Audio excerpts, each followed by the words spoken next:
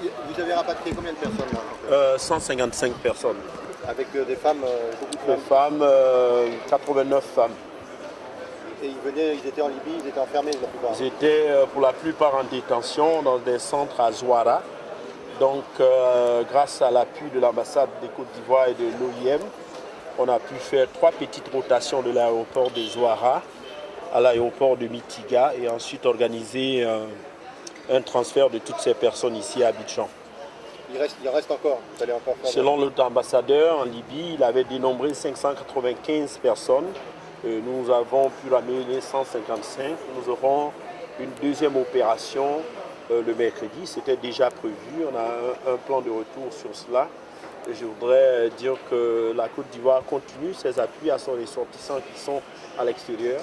Avant cette arrivée, on était à 1279 Ivoiriens qui sont revenus en Côte d'Ivoire lorsqu'ils se sont retrouvés en situation d'extrême détresse. Et il y en avait de tous les pays, mais de la Libye, on se retrouve à 358 personnes qui sont revenues. Mais ils vivaient dans des conditions très dures. Ils vivaient dans des conditions très dures là-bas.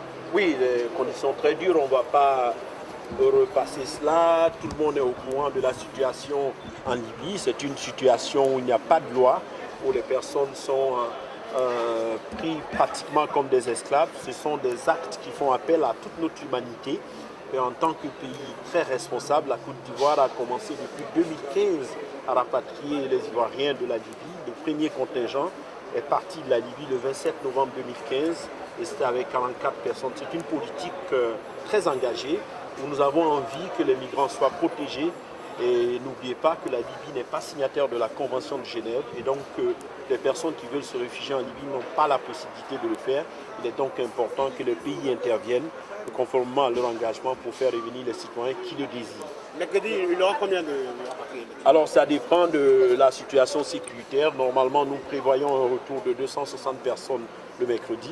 Nous espérons que nous pourrons aboutir avec cette haute opération.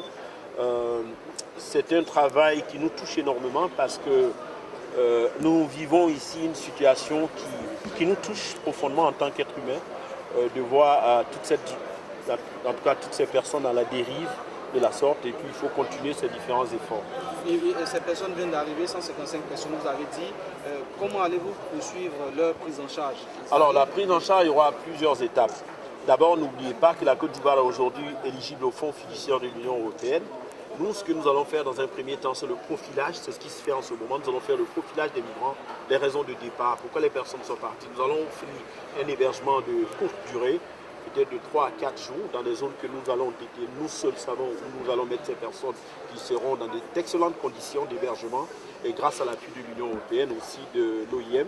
Et nous allons ensuite continuer parce qu'il y a le projet de réintégration des migrants qui est d'une valeur de 2,7 millions d'euros et qui concerne 750 migrants, dont 550 peuvent provenir d'un pays d'Afrique et 200 de l'Europe. Donc ces personnes qui viennent d'arriver sont éligibles au projet du fonds fiduciaire. Ils pourront nous soumettre des projets individuels ou collectifs que nous pourrons prendre en charge après le profilage.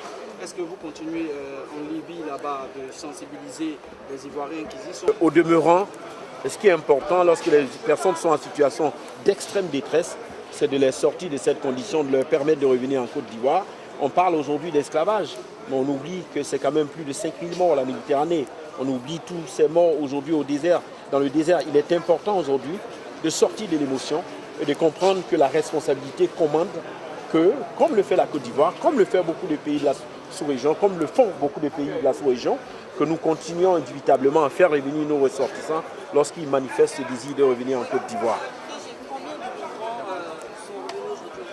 Aujourd'hui, la Côte d'Ivoire, du monde entier, des Philippines en Angola jusqu'à Cuba, en passant par la Libye, la Côte d'Ivoire a fait revenir à ce jour 1279 personnes, auxquelles il faudra ajouter les 155 qui viennent d'arriver aujourd'hui, auxquelles il faudra ajouter les 260 qui probablement pourront arriver mercredi soir. Alors comment les autorités ivoiriennes accueillent la nouvelle de la vidéo qui a été diffusée sur CNN? Comment vous vous y préparez pour pouvoir amorcer ce mouvement? Vous savez, la vidéo de CNN vient, c'est un secret de polichinelle, c'est-à-dire que beaucoup de personnes savent ce qui se passait en Libye. Dans nos campagnes de sensibilisation en Côte d'Ivoire, nous avons régulièrement parlé de la question de l'abus des migrants et des abus dont sont victimes majoritairement les femmes.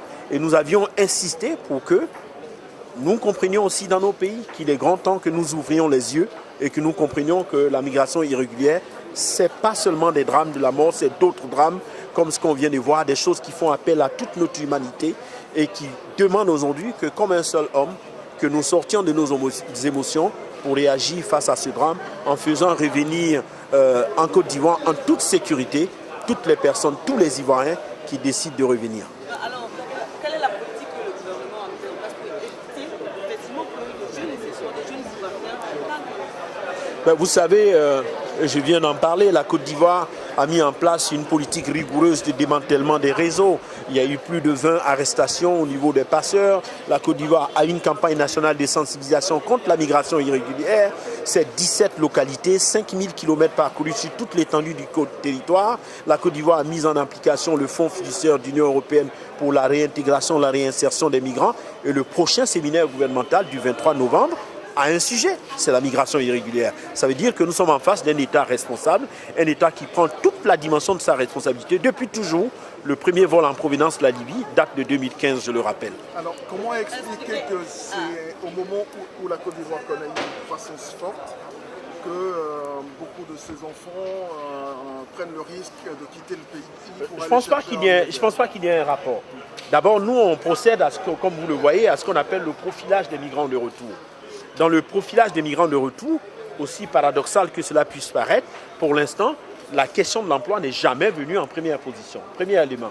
Le deuxième élément, c'est qu'il faut comprendre que nous sommes dans une zone de libre circulation ici en Afrique de l'Ouest. Donc, les citoyens ivoiriens ont toute la latitude d'aller dans tous les pays de la CEDEAO librement. Et c'est d'ailleurs un droit fondamental.